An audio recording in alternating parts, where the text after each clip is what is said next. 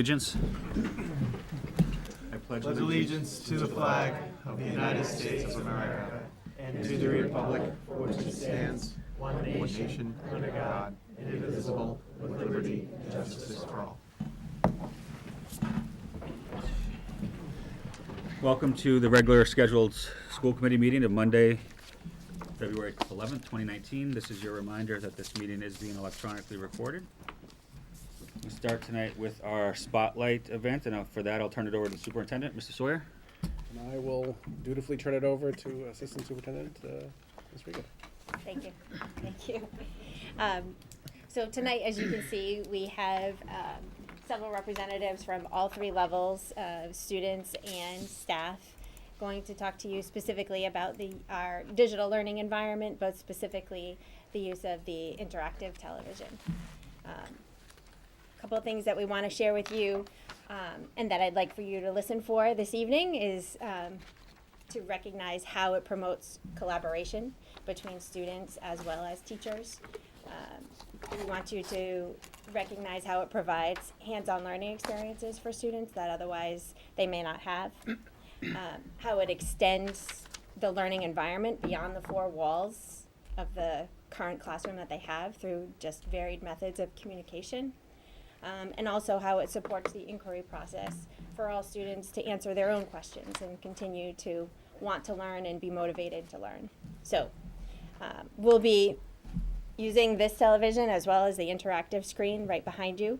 We have several students here that will be actually demonstrating how they use it in real time. So for the first group, I'd like to have Mrs. Hughes come on up and her students.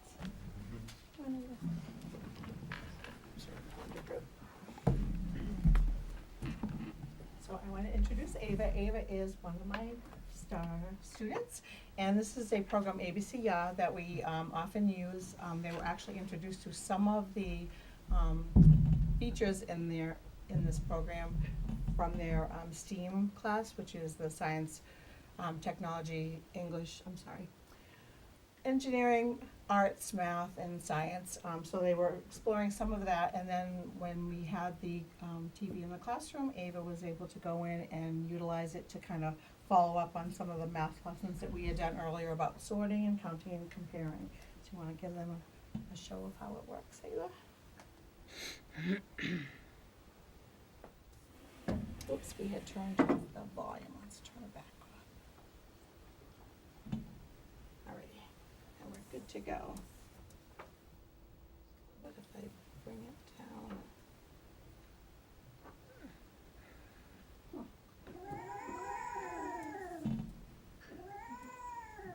Interesting.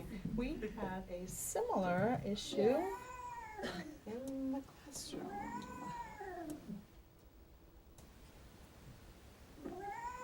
And were they able to use that browser I mentioned to you? Yeah, the Internet Explorer. Yeah.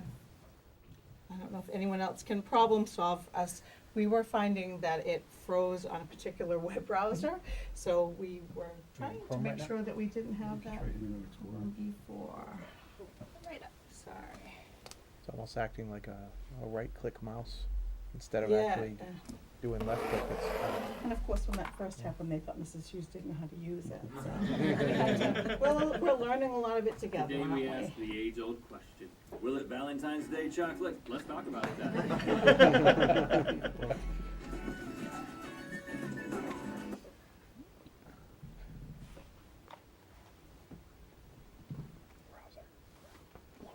Yes. The search bar's coming up. There you go. Okay.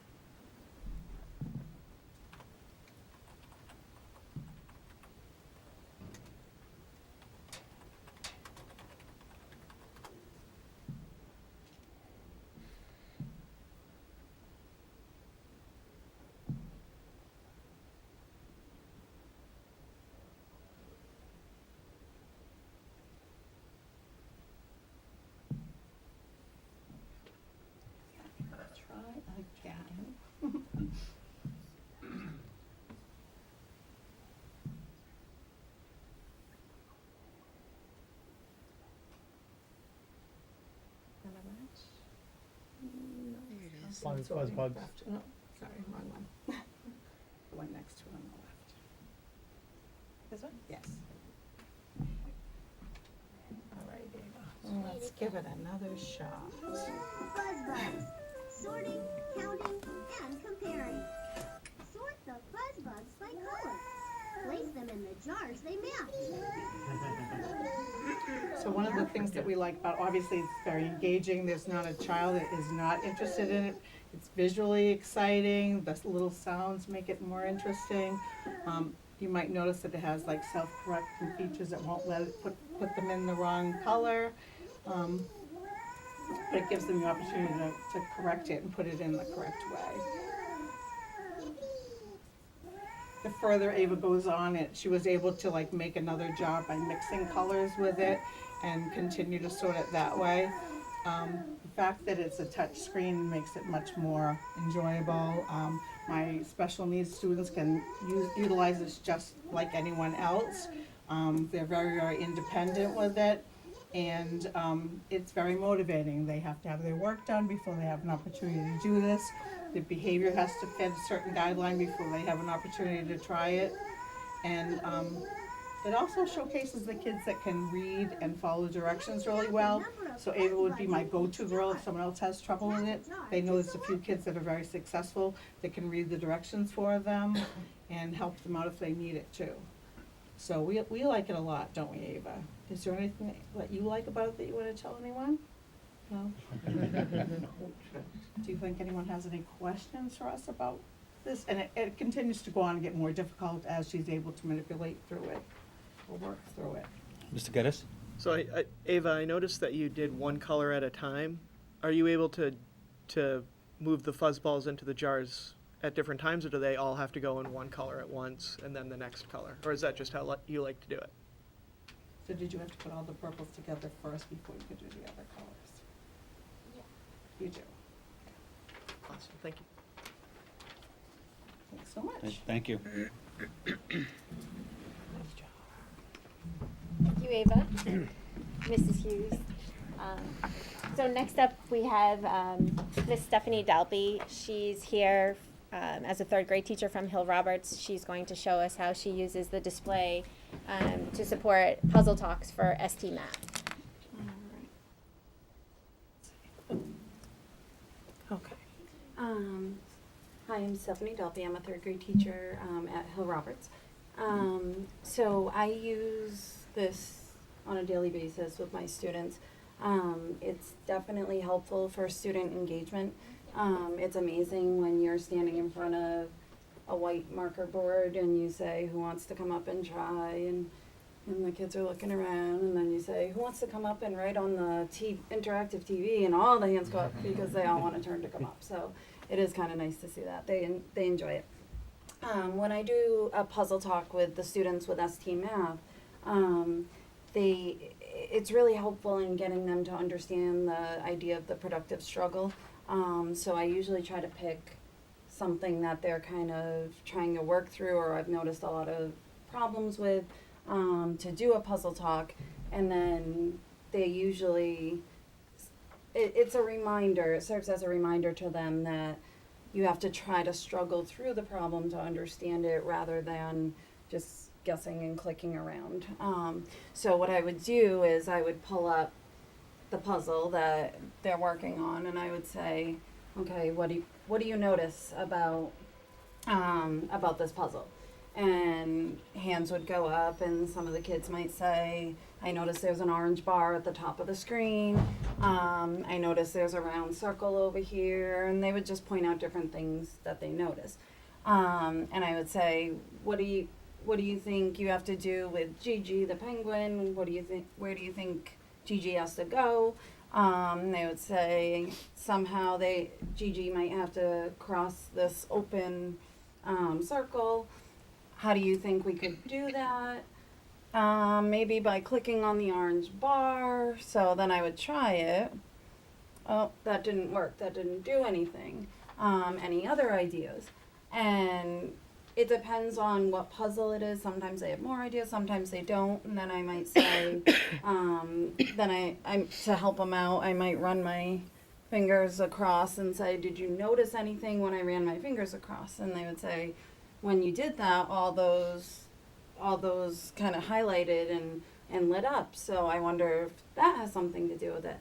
And then they'd say, okay, and I would say, you know, does anyone want to come up and try it? And the kids would come up and they would play around with it a little bit to try to figure it out. And maybe the first kid might think that you have to do that, and I'd say, okay, what do you notice that didn't work? What do you think you have to do now? And they'd say, oh, the colors have to match. It showed the colors didn't match in the beginning, so the colors have to match. And then maybe it has to turn green to match this one at the end. So then we would say, okay, let's try it. And then it would work. And then it goes on to different sizes, getting it from big to small, so they would kind of productively struggle and figure it out with us. I would go back to the levels, and then I would show them one of the more difficult levels and say, this is the ending level, this is the challenge. What do you think you need to do here? And then we would productively kind of struggle through this level as well, together with them coming up and interacting with it, to figure out how to get that shape to there, because they would have the general idea from the first level. They would just need to apply it to the harder levels. So this is a lot easier for the third graders in the elementary level to manipulate than the smartboard. The stylus for the smartboard, they would always drop it in the middle of writing, or they would bump the table that the projector happened to be on, and we'd have to recalibrate in the middle of a lesson. With this, I've never had to recalibrate. I've never had to do the stylus. Their fingers work just as well on the screen, so they really respond well to this. Another advantage to this, as opposed to the projectors and the smartboard, Hill Roberts, as you know, is an open school setting. I happen to be in one of the middle classrooms. There's hardly any plugs in the classroom. I have very limited space that I can put a projector, a laptop, a smartboard to plug all those things in. I'm running out of space for desks and other stuff. Whereas this one, all I have to plug in is the TV. It has the speakers. I don't need the projector with it. So I don't need all that extra space for the plugs. So that is really helpful. I don't have wires running across my floors in my classroom that are getting tripped over and things like that too. So it is safer too in a way. And then I haven't done this yet, but I do plan to when our third grade works on the Attleboro project.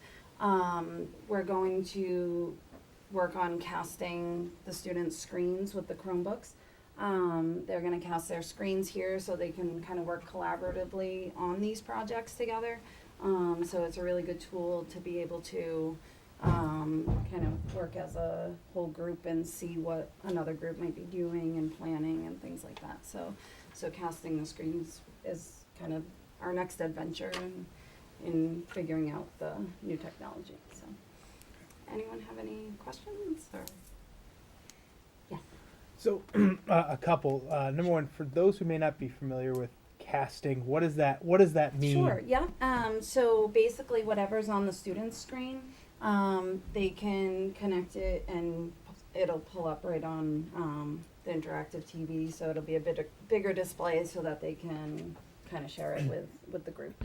And typically they work in like Google Sheets or Google Docs. Yep.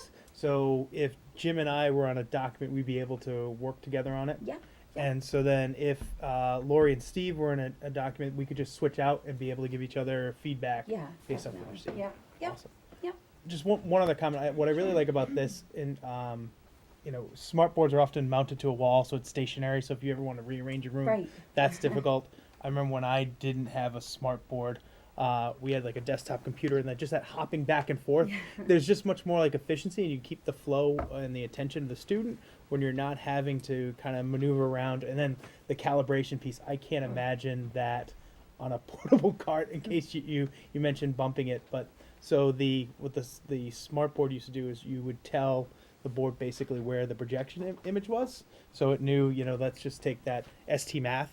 If it thought it was one place on the board and you bumped it just a hair off, when you start touching, and again, that's where you start to lose the student attention, because it's that slowdown, those little hiccups that Yes, can come into it. definitely. So that's really awesome. Yes, this eliminates it.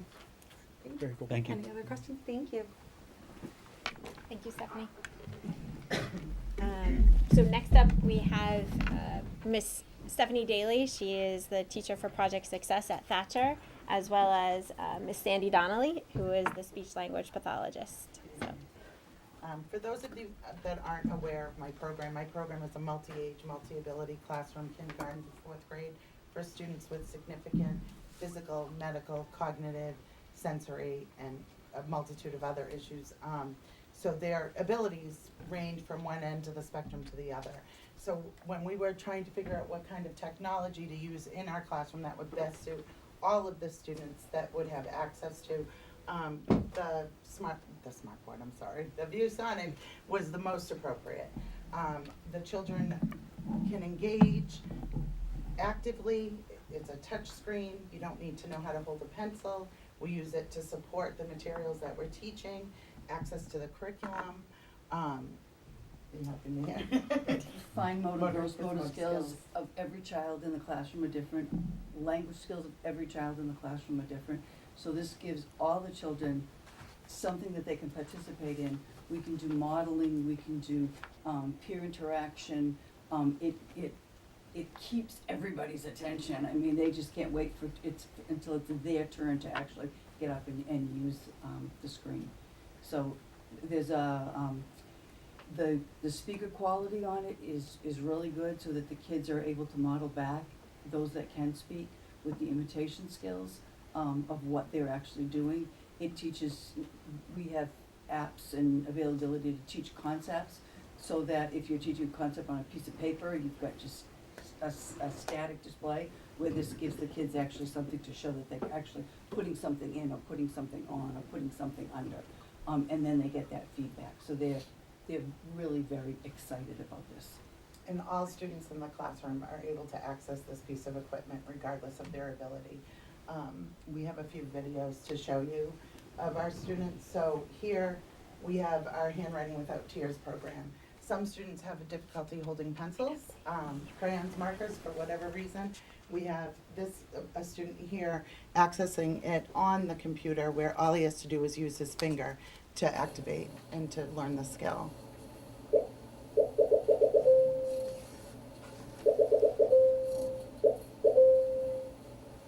Now can you write it over here? And all the other children are sitting on the floor, waiting for their turn. Okay, do the next letter. The next video is how we incorporate ST Math for the students who are still struggling with the password section of the program. So we can put it up on the screen with the teacher view and have them play some of the games to get used to them when they can't do that on their own account. So here's a student participating.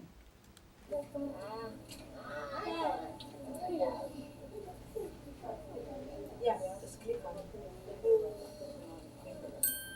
This is different. Touch his foot. Ew.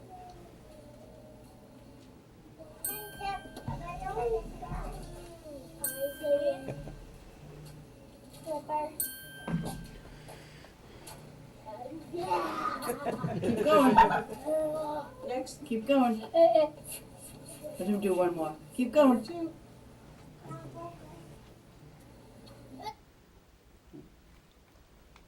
The next slide is the V-board part of the program, where we teach sight words. The kids can get up there and also write themselves without a pen or a pencil. They can use their finger. This is a lesson where I wrote some sight words up there and we're asking the students to recognize them and identify them, and they were getting up there to circle the words. Tiffany, can you find the word yellow and circle it? Tristan, come find the word two. Two? Where? Two. Look at the board. Where's two? Close. Look again. Two. Yep. So again, you were working on visual skills, we're working on scanning, we're working on fine point. Visual motor. Mm. And the last video, I believe the last video. Yeah. So this is starfall.com. We use Lively Letters in our classroom, and we also have an app for Lively Letters, so we can put it up on the board so it's more interactive. But this is an additional supplemental activity that we use with teaching phonemic awareness skills to the students. J. J. And his first name begins with J. J. J. Jet.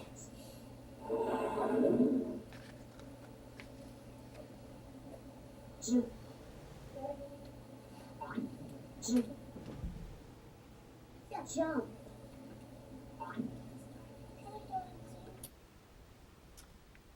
So we use this in a variety of ways. We use it in small group, whole group, and individual instruction for the students in the classroom. Everyone has access to it. They can all use their fingers instead of having to use some sort of instrumental tool, a mouse, a keyboard, a keypad that some students find difficult because of their physical limitations. So this particular piece of equipment has opened up a multitude of opportunities for the students to actively engage when they're in the classroom. It's all touchscreen. They don't need to know more than just going up there and being able to use their finger. It's an amazing addition to what we've had. And when we were considering what to purchase, some of the kids have iPads, which we can, with a cord, connect to this and put up their communication boards and do different activities as well. We also can augment any of their Reading Street. We can take the books from Reading Street and put it on here, so then they become a much larger visual model. And as the ViewSonic reads the words, it highlights all the words. So again, another pre-reading piece. We have Scholastic readers in class, and we were able to access the Scholastic readers on here too. So it really just, there's lots of things that we haven't even explored yet that we'll be able to do with it. Exactly. And you might ask, why have this piece of equipment in such a classroom? It's really opened up opportunities for these students to actively engage and to be active participants in the learning process and to take ownership of what they're doing. They're proud of their accomplishments that somehow are difficult for paper and pencil or on a different piece of equipment. Chromebooks don't necessarily work for all the students in the classroom. It just is a tool that everyone can access in the self-contained classroom that we're in. Questions? Thank you. None. Thank you. Wow, for- thank you. Thank you for approving it for us. So next we have Mr. Ben Harris. He's a humanities teacher from Coelho.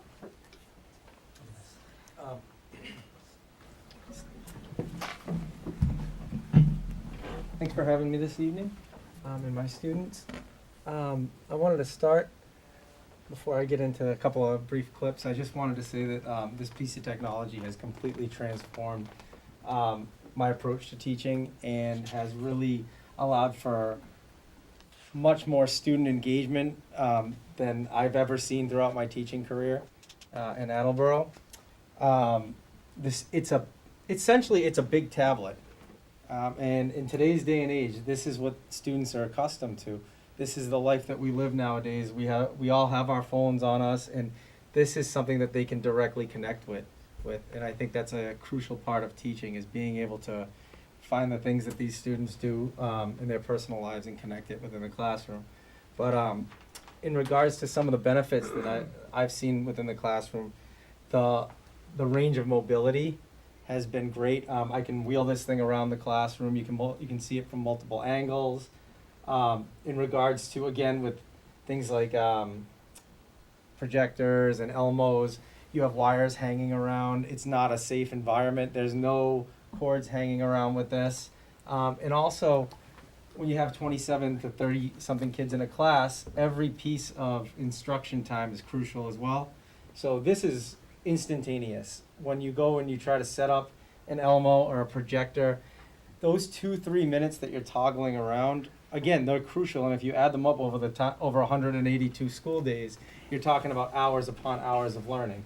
So this is instantaneous. It's all in one, and it's really transformed the education in my classroom. I can tell you, if I had all my students could come tonight, I think they'd tell you the same thing. In regards to another piece that I found very helpful within the class, this is my first year really. I've taught social studies for quite some time, but this is my first year teaching humanities and really embedding the ELA standards into it. So a lot of what we've been doing is really looking at the reading and writing standards and the ability to annotate. And this TV really is fantastic when it comes to annotating. And I'm going to show you a brief clip, and my students can talk about this as well. We do a lot of annotating on the board, taking a picture of a student's draft, of course, without their name on it. And a student will come up and circle, highlight, and then I can basically send that information right from my computer, right from the TV to that student's email account. So when they go back, they can kind of look at the feedback that multiple students gave them, and they can fix it.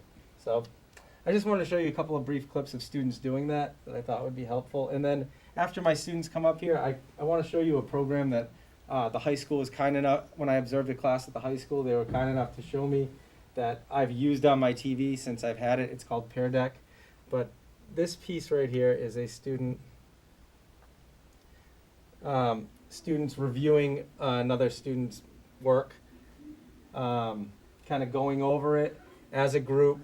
Each student, they're doing it in different colors, they're highlighting, they're annotating, and then when this was said and done, we shipped it off to that student. The student went back, got a PDF file, opened up their tablet or their Chromebook, and was able to actually make those the necessary changes.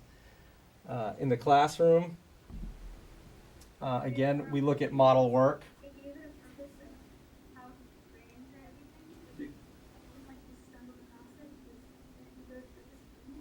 Okay, good. So you did like that. You liked that he added purpose to the treehouse. I agree with that. Yeah. Anyone else? Evan, go ahead. And you can see that, like, it's a big TV. Like, students love having this in the classroom. Just seeing it, they want to come up and they want to touch it and they want to be a part of it. But I just wanted to call up two of my students, Jess Flores and Maggie Graham. Jessa was a student of mine last year, who is in the 8th grade now, who doesn't have me this year, but she can talk about what it was like to have the TV for a few weeks last year and the difference this year. And Maggie is a student of mine right now. Well, like Mr. Van Harris said, I'm one of his former students, and for 2 weeks we got to try out the smart board. Maggie, you want to click that picture of Jessa on the left there? Double click it. Simply put, it was awesome.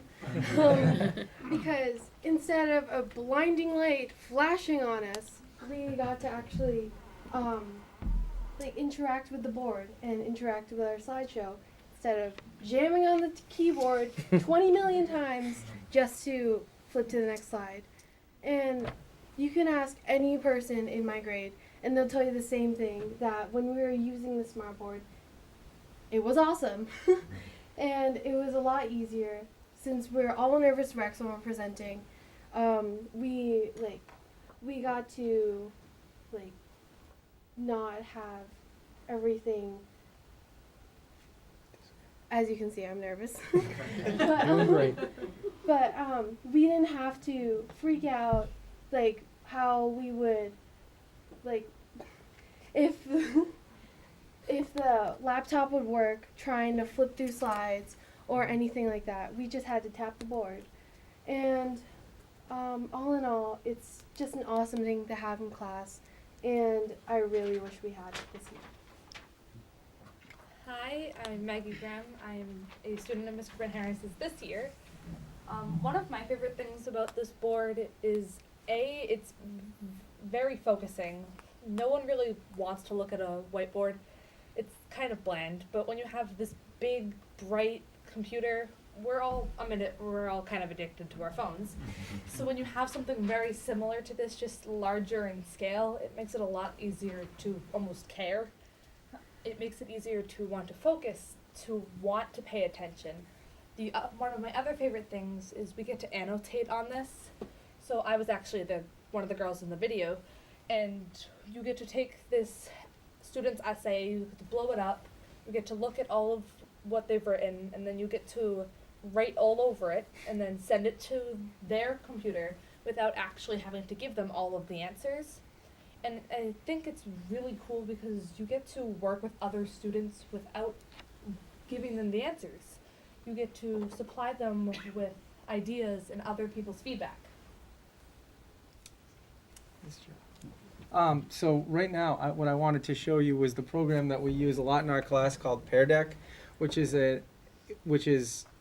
allows me as the teacher to facilitate lessons from the TV and have the students bring either their devices in with them or use the Chromebooks. So I just wanted to show you a brief lesson that we did at the beginning of the year. And Maggie's going to log into it on the Chromebook, and Jess is going to log into it on the tablet. And you can kind of see how this focuses on student engagement. I just want to make sure I have the right thing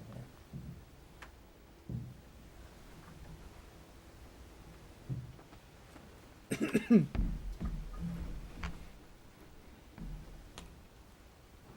So this is a great tool for particular student engagement.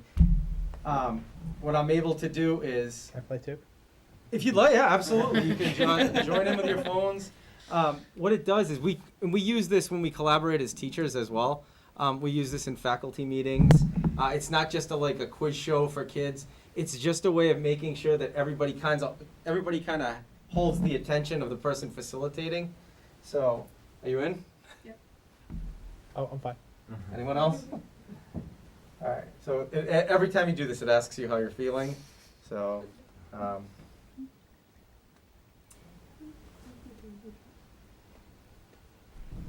right. So they're seeing this on their computers, on their tablets, on their phones. And what I can do as the teacher is I can facilitate the discussion by showing the responses as I teach. Jess is drawing. It asks you to draw your response.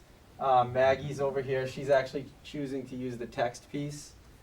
And Dave, I don't know if that's correct. Trying to zoom. And the great piece about this is I can give them a specific amount of time, 30 seconds. I can lock the screen, which I can have them stop what they're doing. We can talk about what they're doing. We can have a discussion around it. And then if they need more time, a lot of times they'll yell out, "Ms. Harris, 30 seconds wasn't enough." So I give them another minute. But at the end of it, what's great about this is when they're done and they hit end, let's show them one more. Sorry. Let's show one more screen. If I'm doing like an exit ticket, they can type in their responses here. And it's anonymous too, so the students don't worry about, oh, it says my name up there. Mr. Harris is going to call me out. I have the wrong answer. It's anonymous, as you can see, which is great.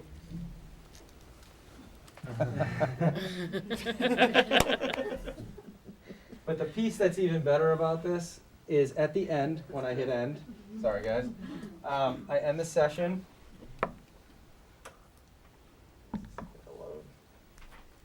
And it will give me data. It'll tell me at the bottom here, which I gotta log into another piece, but it will send data back to me. They're no longer anonymous, unfortunately. It will tell me who got what question right, what question wrong. As a teacher, that will help me instruct my further lessons. What do I need to focus more time on? And this is great for math. This is great for science. So this is something that we use at least twice a week in class. We use Pear Deck a lot. The students have become quite accustomed to it. And again, the level of engagement has gone through the roof. So I appreciate having this in my class, and I would recommend it to any educator above any piece of technology. So, Thank you. Thank you. Did anybody have any questions? I'm sorry. Just kind of an observation. What, as you know, with humanities, it's not just the text analyzation and annotation, but there's a lot of imagery Mhm. within history, a lot of map reading, Right. and just the versatility that this gives you to annotate those maps is kind of like what we're doing with that Byzantine image, to help students go deeper and observe things.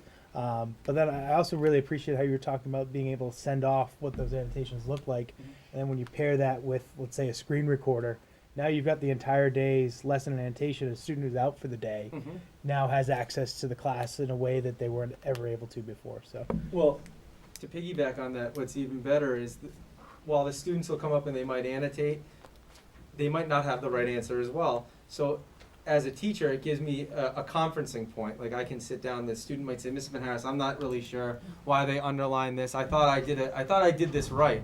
And I can sit with them and say, actually, you are right. You know, it allows me to be able to sit and look at multiple pieces of feedback with the student, which is huge. So thank you. Thank you. Okay, and there was just one more image, I think, showing more annotation and students actively using the display in class. And then finally, we have Mr. Gorman and Nicole Lane and Katie Rigo here to tell us about the use of the display at Attleboro High School. We're gonna bring some students up as well and have them do some of the talking. This has really been an inspiring evening so far. I've been learning a lot just by sitting in the audience. I'd like to start this evening by saying that I'm proud to be pinch hitting for Principal Rooney. He's down in South Carolina attending to a family matter. If he could be here, he certainly would be. I'd also like to recognize and thank the Blue Pride Ambassadors Club. They're our academic booster club, and they were generous enough to donate the interactive TVs that we have at the high school. So, pretty cool thing.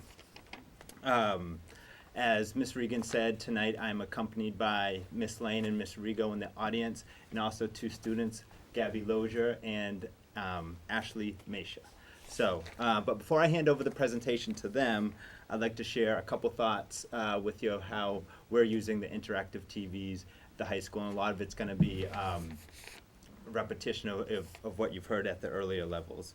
For us, the interactive TVs really help us to fulfill the mission statement of the Attleboro Public Schools, right? We're looking to create relevant and engaging learning activities for the students, and they are a vehicle to more student-centered experiences.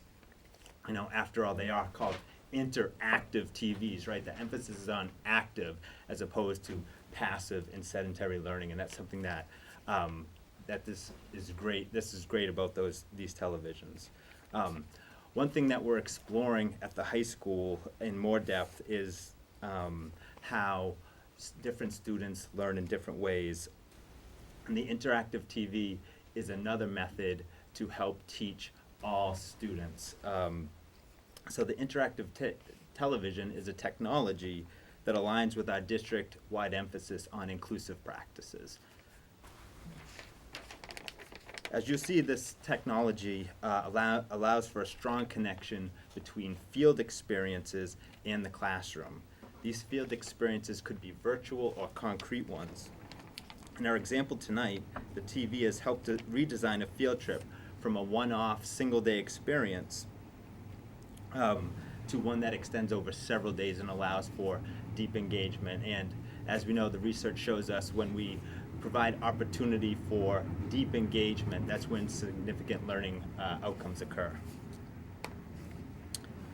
The TVs also allow us to frame our teaching and learning in new contexts. For example, tonight you'll see how the interactive TV allowed teachers and students to think of their field experience in a new way. Interactive TVs also allow students to focus on more than just content knowledge.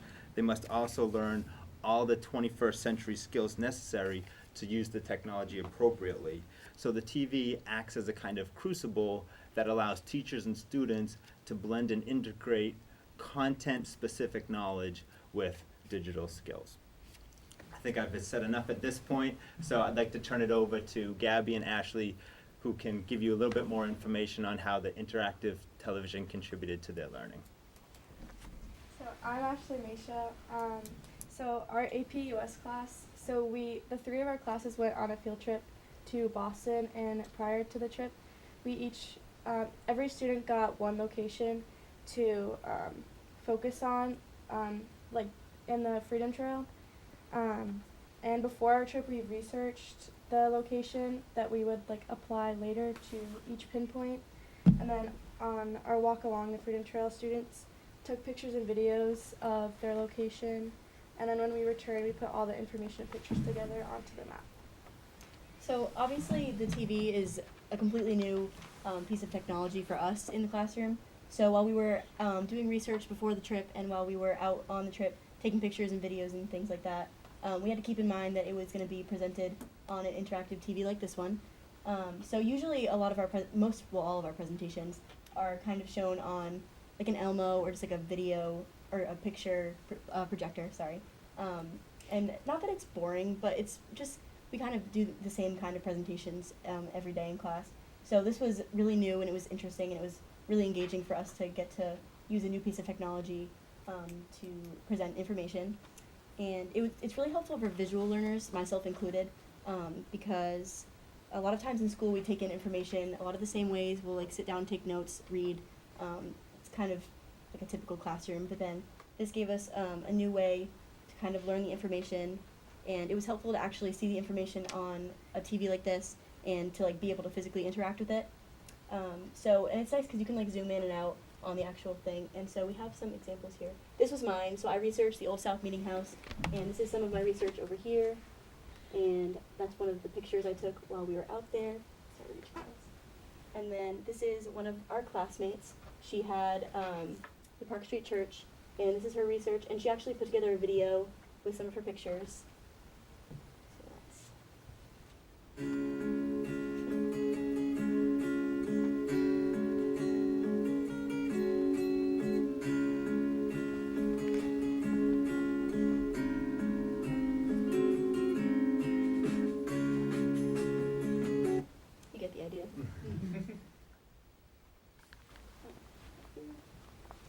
So then you can actually zoom pretty much all the way out, and you can kind of see how it relates to the rest of Massachusetts. Yeah, so this helps the students relate to what we're learning in history back to the contemporary world and see it in perspective. Yeah, that's pretty much it. Any questions? Thank you. Thank you.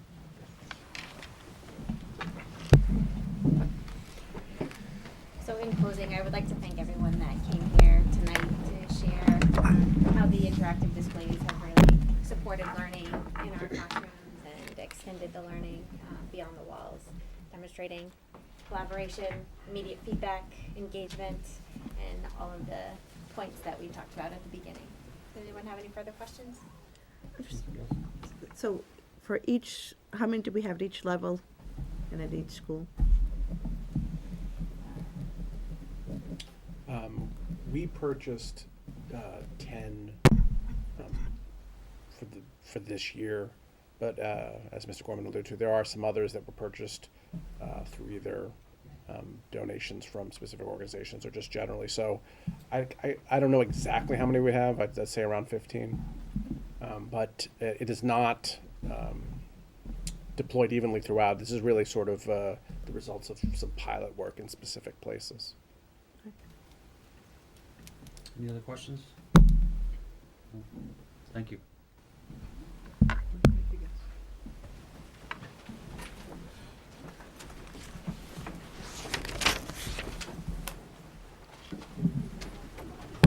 Goodness.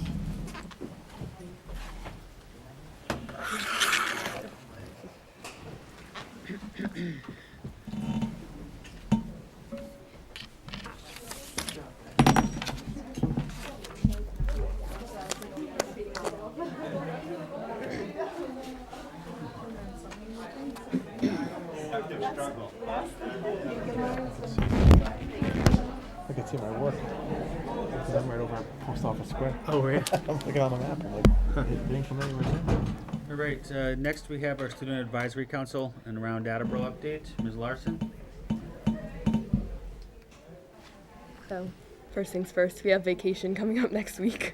If you want one piece of information from any high school student, that's what you'll get, or any student really. But also, this was just added last minute. The 4th grade choral festival was rescheduled just due to weather and everything. So it'll now be February 14th from 6:30 to 8. And then at the middle schools, there were a couple more DARE graduations. Brennan's was, I think, 2 or 3 weeks ago now, but the other 2 middle schools are having theirs. And then also this week is pretty like test and project heavy, so if you have any students, just give them some extra support, because I know I personally have something in all 5 of my classes, so it'll be nice to get to Friday. All right, and then on Thursday at the high school, they're doing a practice MCAS test with the Chromebooks. And then I know that looks like a lot, but it kind of all goes together. So we had some clubs come up to me and Aiden and just kind of ask to present on their behalf. And so we talked to the Mental Health Awareness Club, and they conducted a survey and sent it out to all of the high school students. So far they have 613 results, and just a few questions they asked us to, I guess, highlight for them. They asked what students feel their biggest stressor is, and over 200 responses said school. And then over those same 200 students agreed that stress impacts the quality of their schoolwork. And then a third question they asked was, do you know how to access like a mental health therapist at the school? And 245 answered that they did not. So then this kind of goes together with the petition that's going on right now. A high school senior started an online campaign about looking into getting an additional adjustment counselor at the high school. There's currently 2, and they do a really great job, but there's 1,600 students in this building, and it's, not really the most practical. So there's currently over 1,100 signatures for that petition. For community engagement, we got to have Blue Pride Night last week. It was supposed to be in November, but then the weather kind of moved it around. But it was a great night, and I was actually there, and I was kind of helping people navigate the building, and one parent was really thankful that we had that night, because they were looking into different high schools for their student, and they said that we were the only school that did a showcase along with their open house, and so they were really grateful to get to see what we're actually doing in the classes rather than just see the building itself. And then Aiden and I went to our SURSAC meeting. We have one more for the year, but we finished our project, and we were in the college readiness group. So we basically created a visual timeline of, it started like the end of your sophomore year to the end of your senior year, applying to colleges, looking for majors, all that. So eventually it'll be sent out to high schools around the state, but it's just getting like revised and everything by the advisors right now. So in the next couple of weeks, we're hoping to kind of still work with the Mental Health Awareness Club and just see if they would maybe want to come to one of the meetings, or if they just are going to get any more responses, because right now they're just about 600, but they're hoping to get more. So. And that's it. So, Ms. Larson, I wonder if it would be possible for the kids who put together the survey to kind of see like all the questions and the kind of responses that they got, because you highlighted a couple that were of interest, but obviously out of curiosity I'd like to see it. So if it's possible, if they would be willing to bring it forward to the full committee, I'm sure others might be interested to see what kind of data was pulled. And then I guess the same would hold true to see the fruits of yours and Aiden's labor on your project. Yes. Because in the teaching and learning subcommittee, when Ms. Regan presented Acre as a pilot, it seems as if there could be some synergies there, if part of what you're doing is the whole college preparedness. Yeah. So, thank you. Jen, what percentage would you say of your fellow students use the Remind app? pretty popular. Does that seem to be the most popular way to communicate with students? That, or we all have like our Attleboro PS emails. Yeah. So we get some of those, but Remind is definitely like a lot of teachers use it for their stuff, and then Mr. Rooney actually has one for like the whole school. 'Cause I don't know if Attleboro High School students are anything like Nipmuc students, but sometimes like email checking's not the biggest thing. So I'm just wondering, and this kind of goes to our bigger communication strategy as a whole. How do you reach people where they are and where they're going to check and not get inundated? So maybe Remind is one avenue to explore for getting out information and resources. Thank you, Jen. Thank you, Ms. Larson. Moving on to our business agenda tonight. Item 1 is the proposed use of buildings for polling locations. We had I think a productive presentation and discussion on this at our last meeting. The proposal put forward by the administration in conjunction with working with the Elections Commission was to use Quillo Middle School for Ward 1 and Wamsutta Middle School for Ward 5. So we had like I said, a good discussion about that, and I think members had their own questions and things they wanted to look into, and we said we'd come back and revisit tonight. And so I guess the best way forward would first to be addressing Quillo.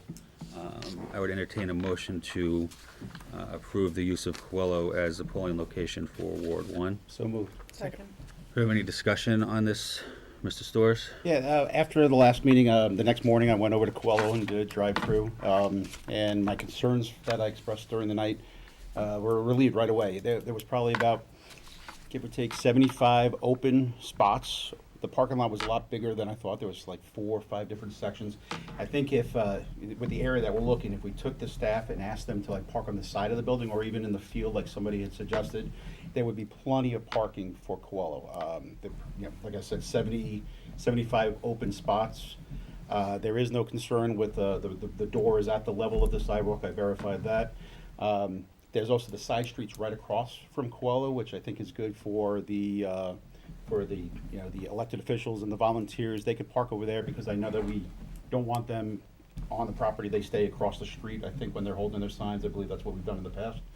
So I have a lot less concerns than I did regarding Coelho. So I feel much better about Coelho. Obviously, the traffic flow is still going to be a concern. I think whatever we approve should be, I guess you could say, I don't want to say trial basis, but effectively what I'm saying is, if there is any concerns, we could always revisit it. But Absolutely. yeah, but my concerns with Coelho were definitely relieved after I did that drive-through. Any other questions or comments on Coelho? All right, a motion that was seconded. All in favor? Aye. Aye. Anyone opposed? All right, motion passes. Next, I would entertain a motion to allow the use of Wamsutta Middle School for a polling location for Ward 5 as presented by the administration. So moved. Second. Discussion. Mr. Storrs. So now this is the other side of the coin. I did a drive-by today. There were about 40 open spots, no side streets. And the way the parking is at Wamsutta, it's not near the place where they would actually be polled, where the polls would be. It's, there's kind of like a lower and then an upper parking. So even if we ask the staff to kind of park down towards the lower, there would only be 40 spots. If you gave up half of those spots to polling personnel, to the volunteers of elected officials who are doing the standouts, the elected official himself, there might be about 20 open spots. There's no side streets like Coelho has, so that's a concern to me. I know that Ward 1 was our biggest concern, the Election Commission's biggest concern, and I think we just solved that one. So I have much more concerns regarding the space for Wamsutta based on the available parking that I saw today. Mr. Quinn? So I gotta imagine that there are large-scale events that are held at Wamsutta, whether it be a choral concert, a play, or anything like that. And so what's done with parking in that regard? I guess my thought is that, it can't be a new phenomenon for Wamsutta to have large-scale parking needs from time to time. Yeah, the driveway around Wamsutta is such that it's used as parking when we have large events. again, if we were talking about a November election, I would share the concern about our parking at Wamsutta. But given the traffic that we anticipate, based on the data that we've seen, I think that reserving that top area, and while there are not as many spots in that area as is readily available at Coelho, I agree with Mrs. Storrs on that point. There is quite a bit of parking in that area if you are a little bit more adventuresome. And one more question. And this just gives them the option to use Wamsutta versus I'm sorry, I wasn't at the last meeting, versus like, so if, it turns out that it was chaotic, they could always opt to go back into, La Salette for both polling places, correct? Correct. Okay. Yeah, my understanding is that there's not South Attleboro, Ward 1 is where, they really need a spot, and this was something that they thought could be beneficial, but if it wasn't, there is a space they can move back to. Mr. Storrs? So, thank you for the data from the Elections Commission. That was helpful. Looking at Wamsutta for like one of the more busy preliminary elections, the 2 to 3 p.m. seemed to be, one of the concerns, because that's pickup and so we'll have a lot of cars coming through, buses coming through, and there's really no way to divert them. I mean, effectively, they have to come in, they have to go across the front, and we have 107 that voted during that hour. 107 when you only have 20 available spots. Even if you were able to do some spots along the side road there near the ball field, it's could be dangerous, could be concerning with the amount of flow that we'd be having going in through that building. I assume pickup, I'm not a Wamsutta parent, I've never been, so I would imagine the pickup for parents and buses is they come in the main lot right in front of the school and exit around? That's where the buses go. The parents go around the building. They go around the back of the building, which is kind of what I did. I must have scared personnel this morning when I did that. Yeah, that seems tight, seems real tight. Mr. Geddes? I have some other comments, but I'll hold off on those for now. But I thought of some of the same concerns that Mr. Storrs is expressing. I also wasn't at the last meeting, but I think when I watched it, I think part of the discussion revolved around communication with voters at these locations to say, if you can avoid voting at these times, or if you have to vote at these times, please anticipate heavier traffic because of bus and student pickup. I also wouldn't be surprised if some of these folks that would be going to vote, and I'm not saying it's a significant number, but some of these folks that are going to vote may also happen to be going to pick up their children at the same time. Although I think you're referencing the preliminary municipal election from 2017,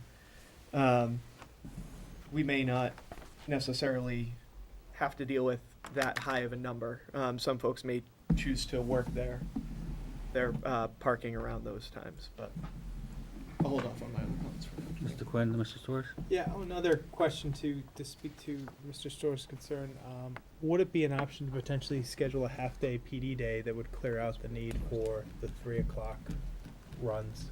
It seems like it's pretty quiet. I mean, they didn't give us data between, 10 and 2, but would that be an option down the road as a either half-day or full-day PD day? The short answer is yes, we can do a half day. Okay. I'm not sure that the data supports the idea that by moving it, there's going to be people based on historically when it didn't matter when you came. People came and went based on their own schedules. Yep. I think we're all supposing here that if we're going to use the schools, people are going to understand that if they aren't mindful of that 20-minute window on either end of the school day, they're going to get caught in that traffic. And as I joked last time, I think most people will only do that once. Because really, during that 20 minutes, it's not going to be convenient. So I think most voters have enough flexibility that that they can't stay on either side of a 20-minute window. And the handful that really just, this is my moment, there will be opportunity for them to get in and get out. Thank you. Mrs. Storrs? So I guess my question would be, from the discussion last time, Coelho was definitely the concern, and again, as I mentioned, we just solved that. I just want to make sure that, and though I do understand the idea of maybe doing this for 2 schools, since we're kind of opening up for 1, I want to just verify, maybe with the Elections Commission nod over there, if they maintain the Ward 4 and Ward 5 at La Salette, it wouldn't be a negative necessarily, right? I mean, it's not working there, is that correct? Is that fair? That's a fair statement? Yeah, to be clear, it was at our request that they considered Right. other places. And because from my perspective, if we're going to shut down the schools for an entire day, to do so for only one school, it isn't optimal. I feel like if we're going to go down the path of this is a community resource, and we all feel strongly that it is, we should maximize that resource. Yeah. So, I mean, to speak to that, I think it's important to put out there that, again, the one day that we're looking to be able to shut down the school is the regular election every other year, pretty much. Well, for our scheduling purposes, it would be every year. Oh, every year, okay, right.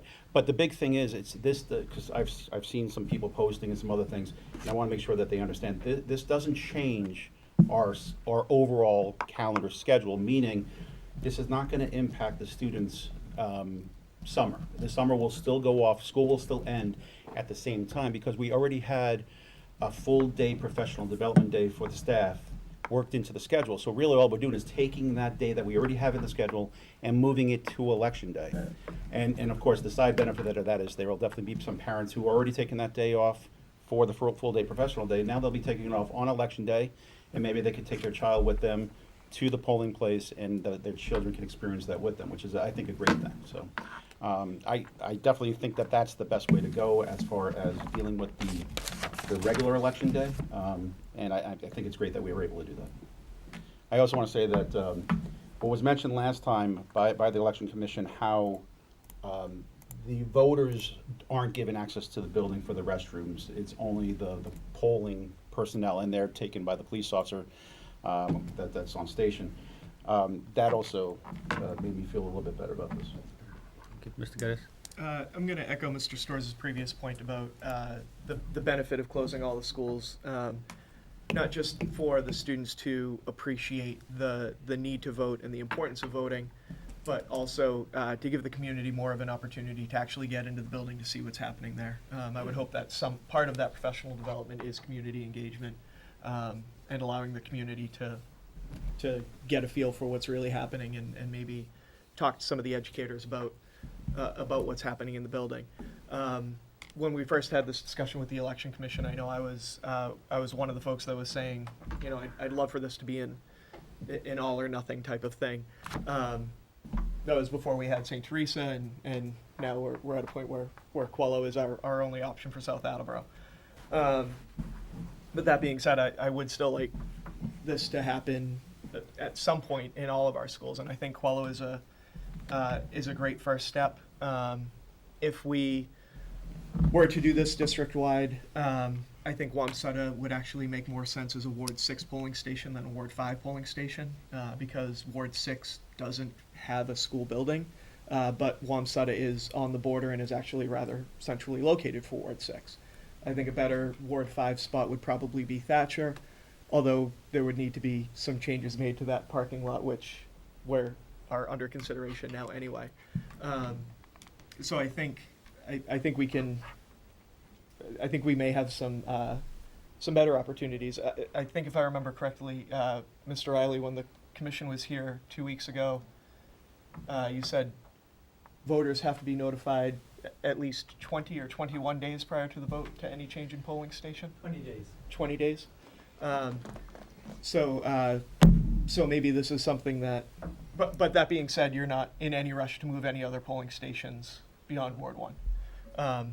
So maybe we do have more discussion about what our options are and what are going to make sense for the Election Commission, for the school department, and obviously for the voters. I think, Wamsutta, the choice of Wamsutta for Ward 5 by the Election Commission was, my understanding, a result of them looking into the various schools and polling places currently. as a result of their understanding that were hopeful that it would be more than just one school. And in doing so, the fact that Ward 5 currently is in a joint polling place right now, and the fact that Wamsutta as a building presented a suitable option with the gym and the way it was set up was how that was decided at. So I think that was the reasoning for Wamsutta. It was a result of my understanding, again, some research and looking into it by the election commission, again at the request of the administration and myself, that they look into other buildings as well. Mrs. Johnson? Yes, thank you. I really like the idea of having municipal elections in the municipal properties.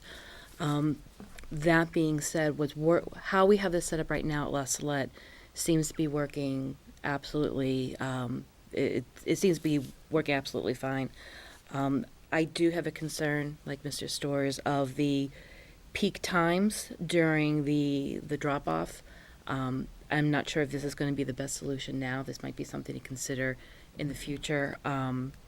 I've had a lot of feedback from folks in Ward 5 who are content with the polling place as it is at La Salette. So just some food for thought there.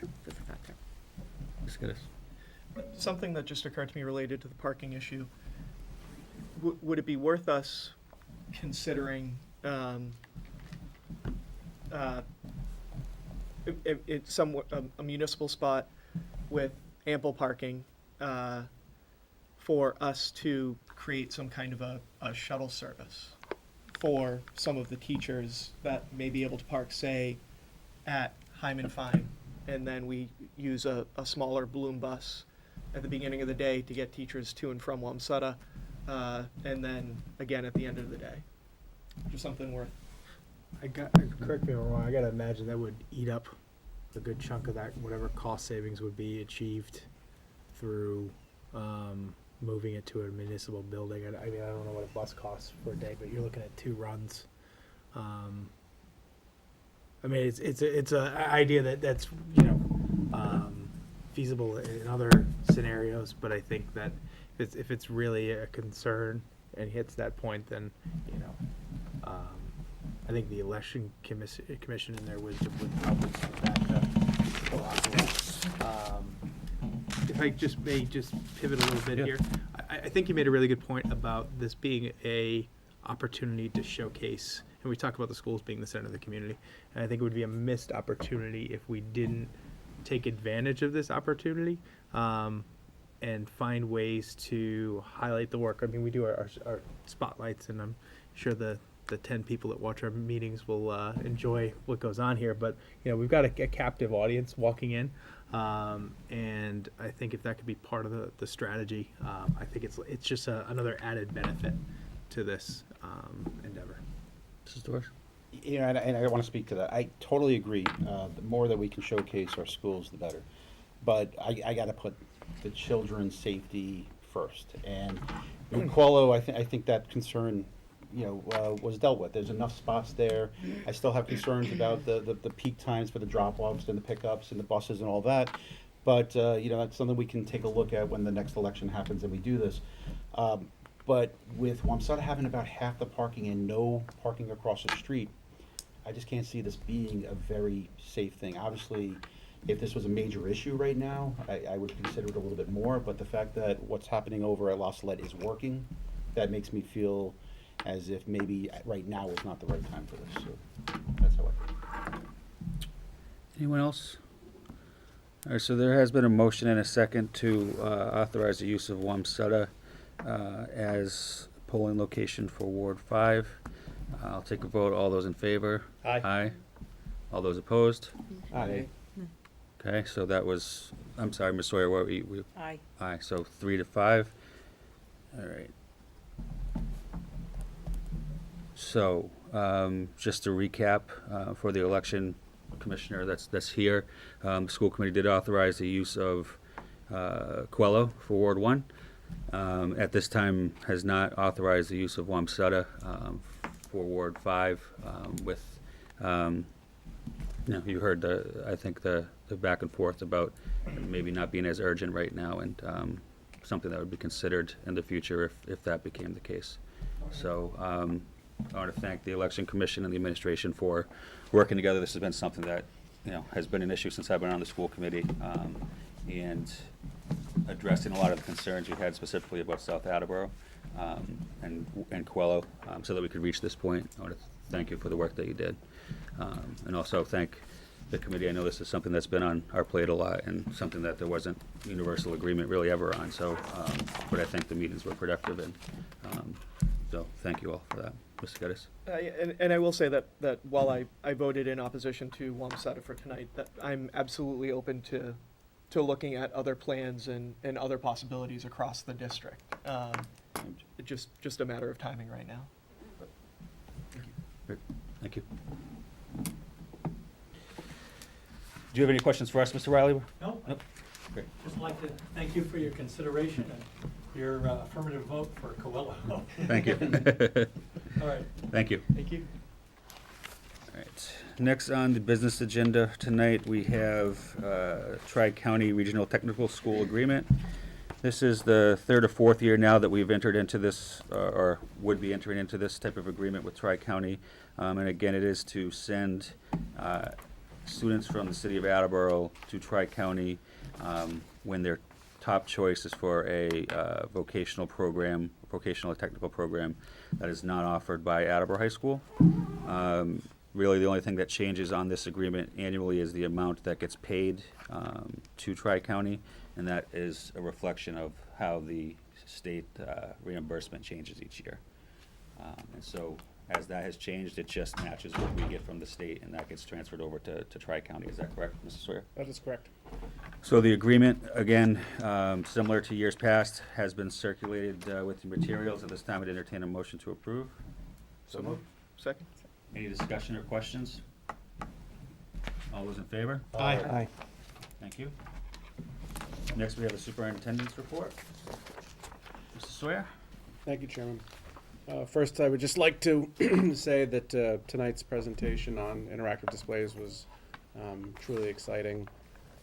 It's 2019, and we're, I think, really starting to finally see a glimmer of what a 21st century learning environment actually looks like. I'd like to highlight how the use of technology is removing barriers to access for students. It's enhancing engagement, but it's also transforming instruction. It's not teaching the exact same way as we taught with a chalkboard. It's actually opening up avenues for teachers to experiment and do things that are not possible without that technology.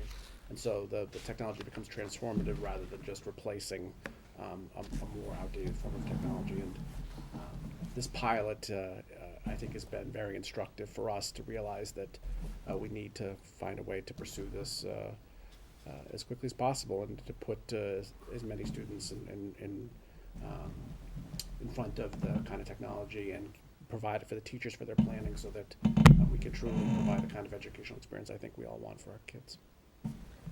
So, Mrs. Can I just say, coming from a parent who's one of their children relied on the assistive technology his entire education.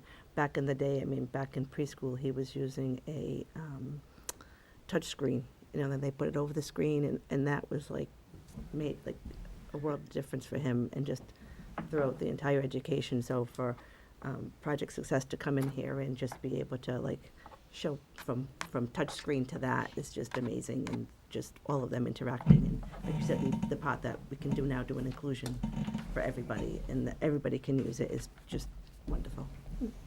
it is That's wonderful. It was. Just a quick question, like a financial one, because I can't remember off the top of my head. What do these interactive screens go for? I can guess, but I think Mr. Furtado's behind me someplace. About $3,500. I wasn't $3,800. Mr. Quinn? And for clarification, how much does Smartboard run?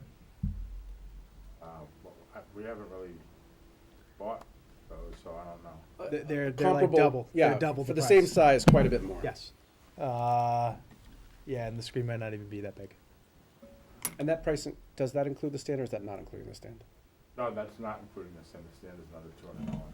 Well, and then just for context, to mount a smart board is typically $1,000, so there's a significant cost savings As there. we heard tonight, we have schools in which, you know, there's no wall to mount it on, so, you know, there's that problem. Yeah. Or the electrical work to support the mount. Anyways, just very exciting. You know, we've been working on the technology of the district for some time now, and it's really starting to pull together in a way that's recognizably something different. I'm very happy. I'd like to start by acknowledging that mental health has been an issue that's been gaining quite a bit of attention, as Ms. Larson highlighted for us earlier this evening. I would hope that the committee is well aware that the administration shares this concern. It's one of the reasons why it's been a stated budget priority all along, and it is our hope to be able to meet the request of the petition, as has been always the plan. It is a serious issue and one that as a district we face and you know, need to do everything that we can for. I think it's important, though, to remind everybody that as a school district, our mission is educational. And, you know, I have worked for administrations here in Attleboro who took the attitude that because our mission is educational, that therefore we shouldn't worry about providing those kinds of services to students. And we collectively don't agree with that. You know, we take the point of view that it's hard to educate someone who isn't well. And so whatever we can do to support the wellness of students, whether it be physical, emotional, mental, whatever it is part of what we do to ensure positive outcomes for students. But that being said, as a school district, we are not mental health providers, and that is never going to be our mission. So while we completely agree that we need to increase our resources to help students, you know, a lot of that is about being the front line of the issue and then helping to connect students and their families to appropriate resources, because you know, we're never going to be mental health providers. That's not something that's really possible or that we're up for. And we also have to put this issue in the larger context that as a district, I mean, we don't have enough teachers, right? As we've talked about on multiple occasions, you know, we're missing 200 staff, and some of that 200 number includes these positions and others to support the overall picture. But you know, one of the reasons why we are thin when it comes to support services is because you know, we're thin everywhere. And in a world where we're still trying to get to a place where we have class sizes that we think are educationally sound, it is difficult to scrape together the resources for other things, not just this, but others. So that is the context that we operate in. It is our challenge. That doesn't mean that we don't worry about these things or try to do better, because we do. But this is certainly an issue of grave concern, and one that we're working on and will continue to work on. Another thing I wanted to bring up this evening, we've been working with the city and are pursuing a performance contract for some of our energy systems. I believe Mr. Minchy is going to be talking about maybe that a little bit in your subcommittee report later, so I don't want to steal your thunder, but oh, you can steal it. I just wanted to say that as we go through this, I want to acknowledge that the performance contract concept isn't the perfect one.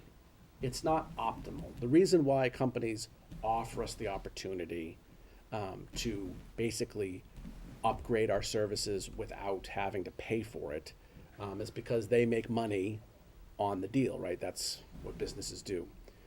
So in a perfect world where our resources were unlimited, we would buy these environmental systems and then, you know, enjoy the savings for ourselves.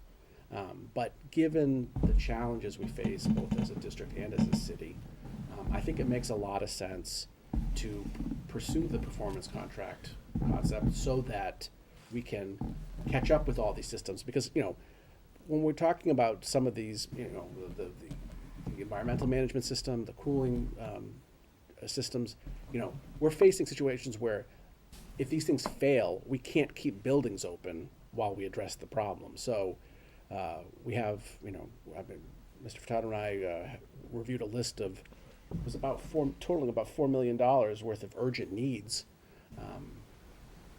This is a pretty sound way of addressing a large amount of need without burdening the city with the debt that you would normally incur as a result of that. So, you know, we'll see whether it all adds up and makes sense for us as we go through that process.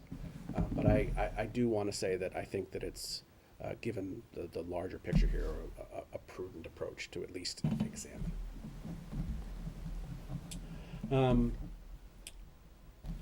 Well, one of my favorite topics, I wanted to just give everyone an update on the weather. As you may already know, while we were sitting here this evening, my call went out that we will be having a 60-minute early dismissal tomorrow. There'll be no after-school activities, no afternoon ELC programming. Abacus is closing an hour early at 5 o'clock.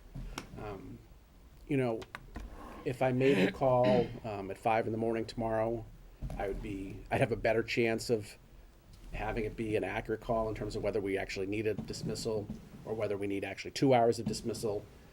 But we try to balance this decision making. From my perspective, families having the night to prepare for a dismissal situation is worth risking being off by a little bit here. So that's why we decided to make the call this evening. The forecast has moved up. We're expecting the snow to start falling here in Attleboro sometime between 12 and 1, and that by 3 o'clock, certainly into the 3 o'clock hour, that snowfall is going to get very, very heavy, 1 to 2 inches an hour. So we just think it's better for our elementary runs to be done before that gets serious. So that was the call, and that's how we'll be handling tomorrow. We expect by Wednesday morning it'll be raining, and so, you know, we're hopeful that there'll be no impact on school on Wednesday. All right, so this evening you have approved the use of Coelho as a polling station. That does have an impact on the academic calendar for next year. So to review how we would handle the calendar, I'll turn it over to Ms. Regan. Mr. Storrs actually alluded to this earlier in the evening, and so looking at the calendar that we proposed for you tonight, there are two things that I wanted to highlight. First is that the full day of professional development that typically right now is held after the student's last day of school, that last day has moved to November 5th of 2019. And then the other point that I would like to make in this moment is that we did have a half day in September of professional development that we typically had. We have taken that out of the equation and would like to move it to May. However, this is the first year that Attleboro High School will be participating in computer-based testing during that month, and we want to make sure, as well as other series of tests that they need to participate in. And so at this time, we wanted to continue the conversation about a May professional day until after the high school has completed all of their computer-based testing for this year. So we would like to move the September half day to May, but after completion of this year's testing at the high school. So not for 1920? Or it would be for 19 and 20? It would be for 19 and 20, but we can't make that decision until the testing from this year, Okay. May 2019, has Okay. completed. Okay. We don't know what that will look like. We don't know if they'll need every single day to complete all of the testing. Got it. So we're just missing a half day on this calendar. Correct. Okay, because I saw the half day, the last day, on a Monday, and wasn't sure if that's where it was going or not. That's the half day for students. It's the and half then- day for students? Yeah, that's not Okay. a professional day. Mr. Gaddis? Sorry, as I'm looking at these, when you started talking about that, the calendar-looking calendar has June 15th marked as an early release day, but the memo, I guess, looking calendar has it listed as June 19th. Right, so when we're calculating the days, if you look at the notes that are listed at the bottom, The high school, yep. okay. So we have to add the 5 snow days to the end of the calendar because that would be the last day of school if we Yep. had 5 snow days. If we do not have 5 snow days, then the last day would be on the 15th. Thank you. Thank you very much. Again, looking at the calendar, as it is right now, the last day of school would be on a Monday. One of the things that constituents bring to my attention most frequently is at the beginning of school, starting on the Wednesday, Thursday, and then having the Friday off, especially going into a long weekend, especially with younger students, trying to establish routines, trying to get them excited about school and the continuity of establishing those routines. Would the administration consider having Friday, the 30th of August, as a school day so that we can hopefully end on a Friday should we have no school days? Or is that something that's, are we in a contractual situation where we've already agreed to this through the teachers union? So we're not in a contractual situation, but most likely there will be a snow day, and then that would move it to not on the last day of school not being on a Monday. Sure.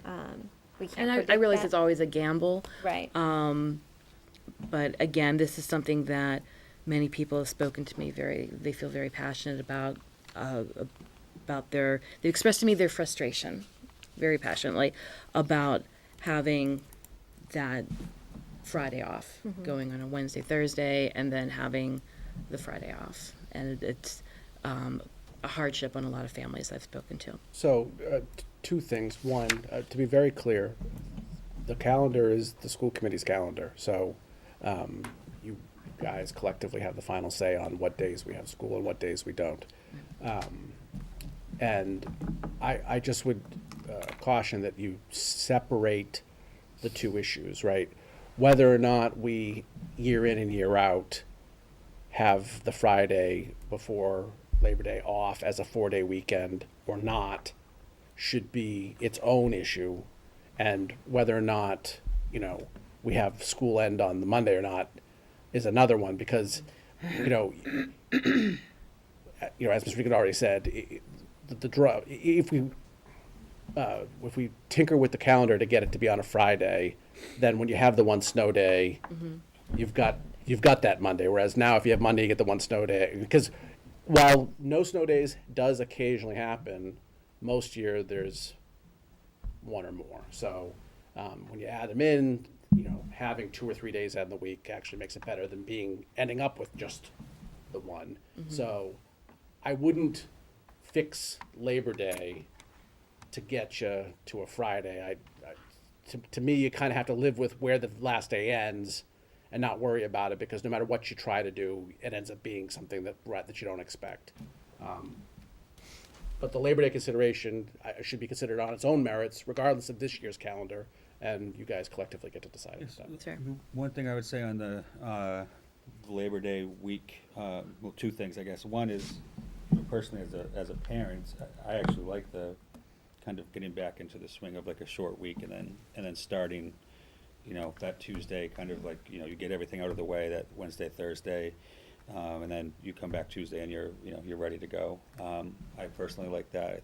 I think it has merit. The other thing too is while we don't have contractual considerations, I think that, we did ask the bargaining unit, specifically the teachers, to agree to go back to school before Labor Day, and one of the concerns they had was Labor Day weekend, and while the calendar's ours, I don't think that they would look very favorably upon us now telling them that they need to go on Friday. That's absolutely all true. And, you know, the administration is recommending this calendar, so, you know, that's among the reasons why we have presented this as such. You know, I see both sides of it. I do know that probably the majority of the staff do like having that 4-day weekend. But at the same time, I've heard it for years that the more time that students are in front of the teachers before the summer break, you know, before testing, before, I know we don't teach, you know, I don't know it's all about testing, but the more time that they have for instructional time before we're getting around to the end of the school year, the better for the students, for everybody. So I do see both sides of it. You know, the merits of a 3-day weekend, because it's always going to be 3-day because of Labor Day versus 4-day. I can see it going both ways. But at the same time, I think if we tried to change it now, it would probably be concerning. But I do think it's something we should maybe talk about for the future. So that way that those discussions could happen with the staff ahead of time so they know it's something we're looking at. Because, you know, I do think there is a benefit, you know, the fact that now we're in August with the 2 full-day PD days for staff, followed by a partial week for students, and then a partial week the next week. I think that works very well. But we're really talking 1 day here. Mr. Domenici? So, interestingly enough, I think we all, from time to time, take a look at the social media pulse. Not that this is necessarily representative of the entire community, but always at the beginning of the year, now that we've started prior to Labor Day, we get a lot of parents that complain that the kids have gone back actually early. So the idea that they go back early and then get that Friday before Labor Day, I think, never mind, you know, I'm sure the teachers have their considerations. I think the parents would as well. Like you mentioned yourself, Mr. Chairman, that you like having that Friday, Monday. I do too. I'm not ready to make a bold suggestion just yet, but I'd almost go the route of looking at one of the week, April or February vacation times and combining that to a single one in like March, like a lot of other communities seem to be starting to move towards, before I'd start tinkering with a day here or a day there. Because at the same time that people complain, like, well, we used to start school the Wednesday after Labor Day, and I was City of Pawtucket, that's what we did. They also don't want to have their kids in school coming up on July 4th weekend either. So it's a balancing act. I think this is a very good representation of what we can do. I think the idea that we've moved the professional day for November for the elections, I think is very important to me personally. I was preaching that to, you know, the last committee. I think, you know, if we want to make some gains, I hate the idea of a Monday half day, but I think I'd challenge whatever the attendance would be on that half day, regardless of what day it fell on. Quite honestly, I think attendance might be less than normal on that last day. I think just a little. So yeah, but I saw that too, Ms. Johnson. So I had that question because there's a couple of other days in here, but it looks like we also have some like city municipal holidays that are mandated. Yeah, I'd probably go more of the tack of looking at one of those weeks. But that's not a discussion that necessarily we make tonight, but something to maybe consider for future calendars. Anyone else? All right, so we have a motion and a second, correct, to approve the calendar, with the caveat that there is a half day to be added to May. All those in favor? Aye. Any opposed? Thank you. Okay, so then that leads right into, Mr. Rudy has requested that we approve a graduation date for this calendar as well. Now that we have a calendar, he is suggesting that we hold the 2020 graduation on Friday, May 29th. All right, do we have a motion to approve the proposed graduation date? So moved. Second. Any discussion or questions? All those in favor? Aye. And then finally, under the project update, we are nearing completion of the 60% submission to the MSBA. We were at a meeting last week on interior finishes. I learned about wayfinding and color personalities and some other fun stuff. I'm here to report that the design team is putting together a very thoughtful plan to make sure that the building has a logic and a language that people can pick up on and use to understand where they are and where they're going. And that's also going to have some color, so it has some vibrance, but not so much that it feels dated within years of us all moving in. So they're trying to balance all of those things, and we're pretty excited about how that's coming along. Our next major topic as we near completion of this phase of the project is security. So I'll be looking forward to updating you on what comes out of that. You should talk about color themes in your next Soup to Nuts podcast. Yeah, definitely need some help on that one. Do we have a timetable on groundbreaking at this point? In terms of a ceremony, or in terms of when they actually start moving some dirt around? Either or. Are the two tied together or totally separate? So, yeah, they are separate. So a sort of ceremonial moment, I think, is being discussed for the fall, right after the start of school. Do I have that right, Mr. Furtado? And then in terms of the project starting, that's the spring. Depending on what we're talking about, as early as April, right? Right. 8 weeks. Gotcha. The more major work is going to begin after the seniors leave. That'll be a sort of a milestone in terms of when they kick things into gear, but there will be work starting as soon as April. Thank you. Any other questions? That concludes my report. Thank you, Mr. Sawyer. Next, we have minutes from our January 28th, 2019 meeting. The minutes were circulated with your materials. Do we have a motion to approve? So moved. Second. Any discussion? All those in favor? Aye. Consent agenda. Motion to accept an anonymous donation in the amount of $1,371.35 to be used as payment toward the negative balances for reduced lunch students at the elementary and middle school levels. So moved. Second. All in favor? Aye.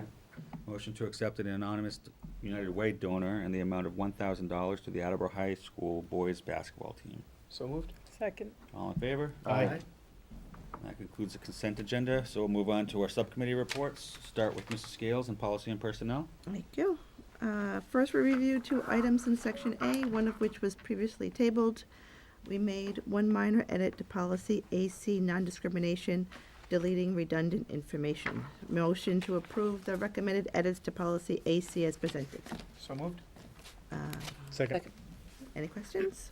All in favor? Aye. Motion passes.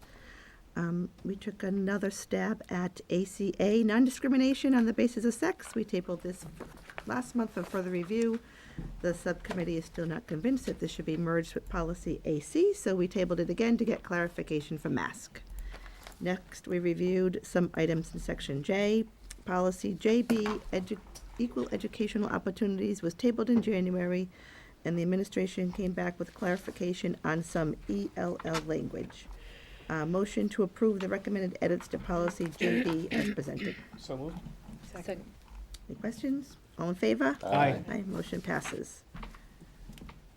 Next, the administration asked us to review the policy and exhibits for the Integrated Peer Model Program at the ELC.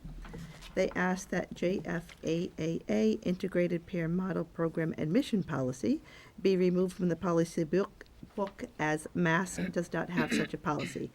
The committee would like to see language that is being developed for the preschool handbook before doing so. So we tabled this for now. Exhibit JFAAAE1, Guidelines for Integrated Peer Model Admission Policy, now has the $50 registration fee added to the policy and the removal of the reference to the tuition rate removed from it. Does that make any sense? I hope so. Motion to approve the edits to policy exhibit JFAAAE1 as presented. So moved. Second. All in favor? Aye. Motion passes. We are removing policy exhibit JFAAAE2, which is the fee schedule for integrated preschool peer model program, from the policy binder as the fees are in conflict with state law. Motion to remove JFAAAE2 from the policy binder. So moved. Second. Questions? All in favor? Aye. Motion passes. I also wanted to do a shout out that the ELC is having an open house on February 26th from 6 to 7:30 for anyone who is interested in learning about the preschool programs and the peer model program there. The screenings, I think, are scheduled sometime in March.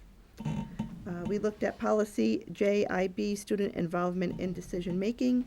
No changes were made, so a motion to note the review date of policy JB. So moved. Second. All in favor? Aye. Motion passes. Lastly, we reviewed KHA, public solicitation in the schools, but ended up tabling it again as we had more questions. Our next meeting is scheduled for March 1st, and we'll be looking at the tabled items from this meeting as well as review section F. That's it. Thank you, Mr. Scales. Teaching and learning, Mr. Quinn. Thank you, Mr. Chairman. 2 items on the docket at our last meeting. We sent out the administration and building principal sent out an email to parents in regards to a specials survey. As part of our strategic plan, one of our tasks as a school committee was to come up with a means of collecting data on the future needs of education course offerings as desired by the community. Response rate was, say, low. Great job by the elementary parents. I think they represented the vast majority of our participants. Middle school and high school, I think, were too small to draw any major conclusions, although I think it reinforced some of the key themes, reinforced some things that we've heard. If you're watching out there and you're a middle school or high school parent, be on the lookout for the survey again, because your feedback is critical. I think the good news is that generally people were pretty satisfied with our current offerings. At the elementary level, there was a request for more offerings in terms of foreign language, increased growth in the STEM opportunities, which we've been highlighting, but there's, it's almost like they can't get enough of that hands-on learning. And then, while parents were satisfied with the music experience, again, the growth, particularly in bands and choral, was a consistent theme across the survey K-12. So I think what we just discussed was, of course, keep an eye on it. I look forward to hearing the feedback from the building administrators at our next meeting to see their takeaways. And then I think, we discussed some other options about how we might leverage different opportunities to have schools with different focal points based on specials, whether it's STEM, whether it's music. Just a lot of hypotheticals, a lot of what ifs. One of the nice things about the subcommittee is there's a lot of space for brainstorming. But I think we're cognizant of the limited resources that the district has. We're cognizant of the varying needs or desires by different parents and different students, and we're trying to think creatively about how we might meet those needs within the realities of our financial constraints. The second item on the agenda was the first pass at the technology plan, which I think the administration did a good job of trying to outline where the focus of technology aligns with both the strategic initiatives, then the exit outcomes with the district had outlined. I think, and also tying in kind of the initial thinking on the one-to-one rollout. I think that Assistant Superintendent Regan made a good point and is wise in thinking of this as an evolving document, that as the district learns more about the infrastructure and the needs, that it will adjust to be fluid, as is the rapid change in technology. I think that I think the committee agreed that there was a lot of need for PD that was going to be able to support where they wanted to go. And I think that, we're going to make this a standing item on the agenda, particularly through the first launch of the one-to-one rollout, if that's still, in the cards, so that way we can respond accordingly. So we're looking forward to that. And then finally, be on the lookout for Mr. Geddes has been working diligently on the out-of-district survey for those families who both have left Attleboro Public Schools and would be interested in giving us feedback, but also targeting families who have returned to figure out again where are the gaps between their needs and what we're providing, and how might we best address that. Mr. Chairman, that concludes my report. Thank you, Mr. Quinn. Next, we have finance and budget. Mr. Domenici, taking over for Mr. Larson tonight. Once again, yes. So there's a lot of stuff that we discussed at our last meeting. We continue to monitor the funding issue that we're dealing with currently with special education services, the gap. Mr. Furtado gave a very detailed explanation, and it's just as some may be aware, I'm the new guy, but the fluidity of which the budget changes and fluctuates from month to month is certainly impressive from time to time. So we're right where we want to be. There are a couple of areas of the budget that are watch items for us. We talk about the tuitions and the benefits, but there are gains elsewhere right now, like in utilities. And then I think what occurred, and correct me if I'm wrong, Mr. Furtado, I think right now with respect to special education services, that gap has come down a little bit, and that's the result of a couple of students that are no longer within our placement program. So on the one hand, I think one more permanently than the other, but that gap is down a little bit. We're looking at about roughly 200,000. So the combination of the commitment by the city to give what they owe us in terms of the overruns from the previous budget year puts that gap pretty small for us and Mr. Furtado within the budget. And at the moment, if things stay as they are, it's probably going to be a very close touchdown at the end of the year, but one we may need to we may be able to meet. We previously spoke at the last school committee meeting about some potential options, none of which were favorable. And hopefully we wouldn't have to turn to any of those if this continues. But like anything, I mean, the next month there could be a different story. We're also keeping an eye on transportation costs, which are somewhat aligned with the fact that our special education services, a lot of times that transportation requirements can make the budget also fluctuate. Some of the surplus items will help with that budget. I think it's right now approximately about a $40,000 number we're looking at here if we continue down the trend, mostly due to a bump in McKinney-Vento. So to that end, to continue the ongoing communication between the school department and the city, Mr. Furtado met with Deb Gould, the city auditor, like a full day meeting. She's very supportive of what it is that we're looking at here and how we're trying to achieve it. She put together a memo that everybody received, which I thought was very thoughtful about what the current state is and what her recommendations are. So again, she continues to provide full support, and we expect we'll continue to use that guidance throughout the rest of the year. You already spoke about the MSBA. I think one of the other items in the project, one of the last meetings we talked about what to do with the Brennan Fields. There was some discussion about potentially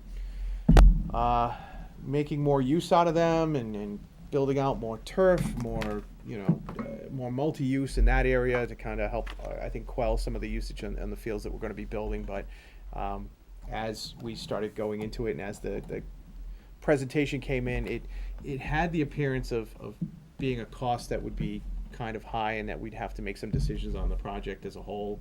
I think we at the moment, the school building committee kind of tabled that discussion. I think with the idea of potentially revisiting it, and I think that the architects will come back with kind of a different plan. For now, there is a plan in place to kind of refurbish the existing field for its use while construction is going on.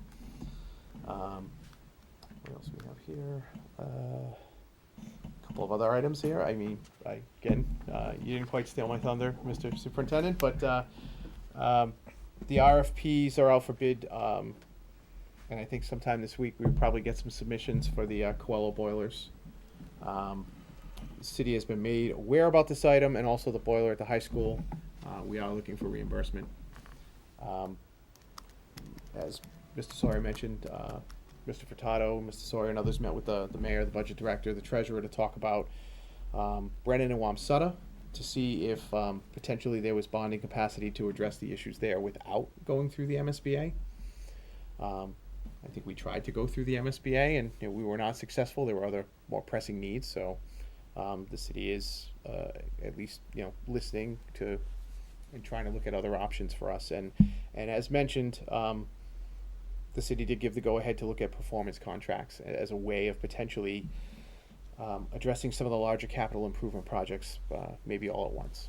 So, as you mentioned, Mr. Sawyer, not to parrot in this particular time and what we're dealing with, seemingly a good option to explore.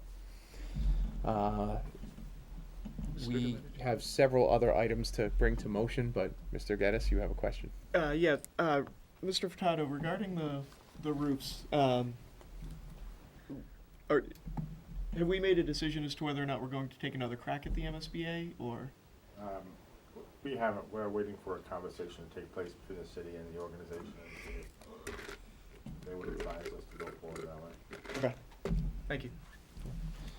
We have several motions to bring forward. The first of which is a motion to send to the municipal council for approval the payment of prior year invoices totaling $228.92. These are, so I entertain a motion to submit to the city council approval for payment of prior year invoices totaling $228.92. So moved. Second. Okay.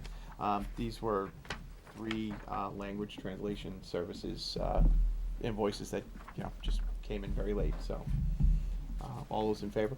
Aye. Okay, thank you. We also have a few different fees that have been provided to approve. The first is I entertain a motion to approve the athletic fees as presented in Mr. Hoole's memo with an edit of $200 to Boys and Girls Lacrosse. So moved. Second. Okay. So the previous memo provided and all the other fees stay the same. The Boys and Girls Lacrosse came in at $225 for a fee, but I guess there was some additional savings from this prior year, and Mr. Hoole decided to kind of bring that back and reduce the fees by $25. So all in favor? Aye. Aye. Okay, thank you. The next is Kim Laramie from Abacus provided her proposals. So in doing so, we happen to notice that on one of the summer programs, the math was a little off. So thank you, Ms. Scales, for finding that.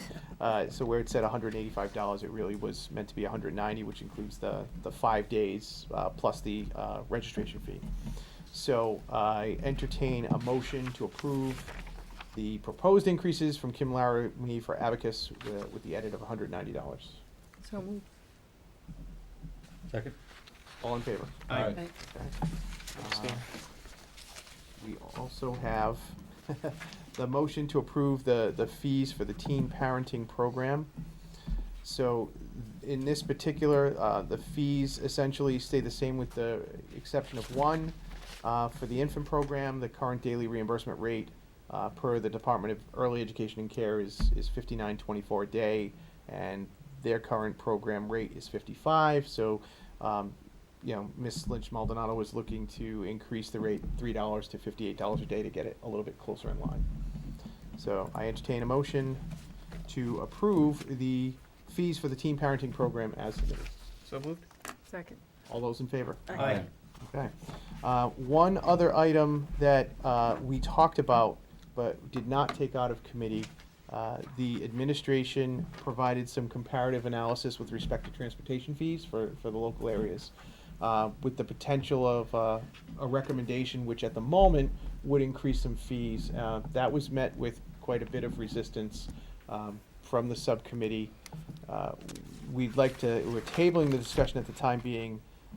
We'd like to consider some additional options. Some of the items we discussed potentially could be the idea of, if there was a slight increase of maybe if there were early payment options, you could kind of weather that, maybe get a bit of a benefit of paying early, because the administration is consistently getting registrations as much as they try. Out in April and May, they're getting a lot of traffic in August, which really makes it tough for the whole transportation schedule. So we still want some more time to consider that item. But as a result of having these discussions, a new motion came out. We talked about the idea that at the moment, the elementary schools have different start times. And potentially, whether or not it would be, savings of a bus trip or not, the idea would be to entertain streamlining the schedule to get that start time all consistent across the elementary schools, and to simply ask the administration to consider that. Obviously, we'd be talking about the later time as opposed to pulling in the elementary schools earlier. But it's been kind of disjointed, or I should say staggered, that's a better word, for some time. And I think another benefit of that would be aligning for professional days amongst the elementary school teachers. If the start and stop times were consistent across all the schools, that would just make things a little bit easier from a PD standpoint. So I entertain a motion to consider a unified start time at the elementary schools by our school administration. So moved. Second. So I want to verify. Yep. The motion to consider, is this for the administration to go research and come back, or is this to actually go forward? To consider researching. We'd like them to look at it. So the motion is to ask them to consider, making the schedule consistent The across committee the asked you elementary to bring schools. back the implications of. Yes. Yeah. Right. We'd like to know what that would look like. Okay, I'm not sure if a Yeah, motion is we're necessarily not- needed for that, but Well, it can't hurt, I guess. it came out of subcommittee. The chairman asked us to put a motion in order. But we're not approving. We're not changing. moving actually. We're not approving actually changing the start times. We're asking the administration to look at it and come back with, the findings of how it could potentially be done. There's just one other, I'm sorry. Yeah, more just, I think, more of like a procedural item here. I think it just strikes me as a little odd that the start times would come under the purview of the budget and finance. I mean, just might have been the natural flow of the conversation. I certainly think it's one of those that should be involved in the conversation. I'm just a little curious about the origination, just for more of a point of procedure moving forward. So we did discuss that, and your next teaching and learning is not till May? April. So we didn't want to lose that time benefit, and Mr. Furtado said there could be a slight savings in the change. So we said, hey, let's do it in finance. That's how we went with it. I would even wonder if it belongs in policy and personnel. I'm just, that's more my curiosity. It came from a fluid discussion about transportation and cost savings. So, I mean, I think it could go in any of those three subcommittees. And so if it started in finance, it's probably not the most appropriate place for it, but I think you can make the argument that it has a financial impact. So if that's where it started, we're directing the administration to research and look into it. I think the administration should, then report to the full committee and all the Absolutely. subcommittees on it. And then we can make a decision as a committee when the time comes. I mean, I'm definitely not opposed. This is something we've been talking about for years, but it's always been a financial issue because, from my understanding, the same bus drivers who do the 3 schools do the 2 other schools. I think that's why Scott mentioned that the start time would have to be at the late poll, not at the early. We couldn't do it at the early poll because of that very reason. But again, if what we're talking about here is just directing the administration to go off and do some research, okay. That's simply all it was. If it had to come back to the full committee to do additional discussion and the chairman could make a decision as to what subcommittee that could go into, that's fine. We wanted the conversation we wanted it to be noted that we had the conversation, and we wanted to be able to take action without trying to figure out which subcommittee might be better suited to ask for the same action. Mr. Sawyer, if I'm not mistaken, probably a couple of months ago now, there was a start of another consideration related to realigning the elementary schools as a possibility. Would this, I assume the school start time would play a significant role in that discussion, correct? That discussion would impact this conversation.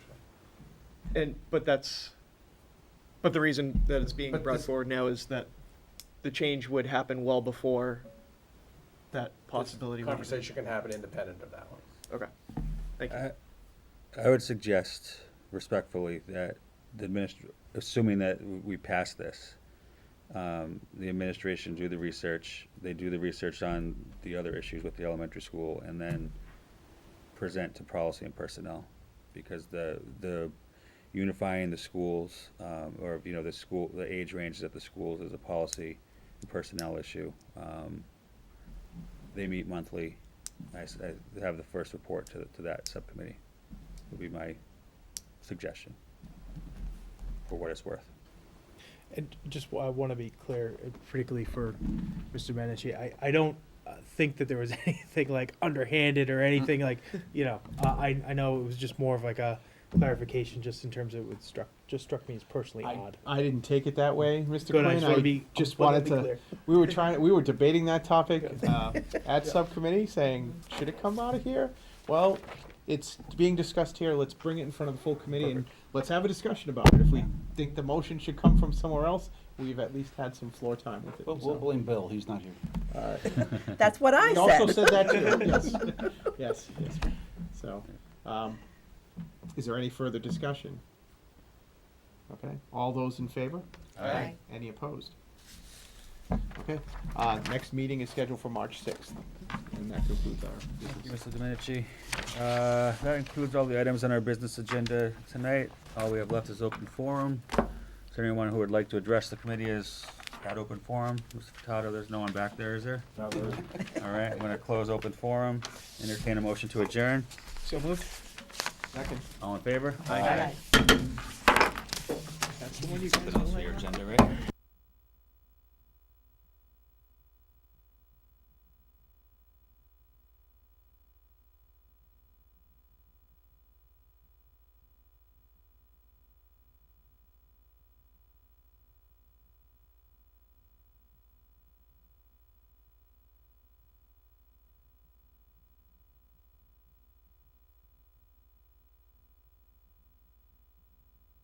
Because I had gotten a text like right before that. I was like, Same. gotta tell my wife to stop texting.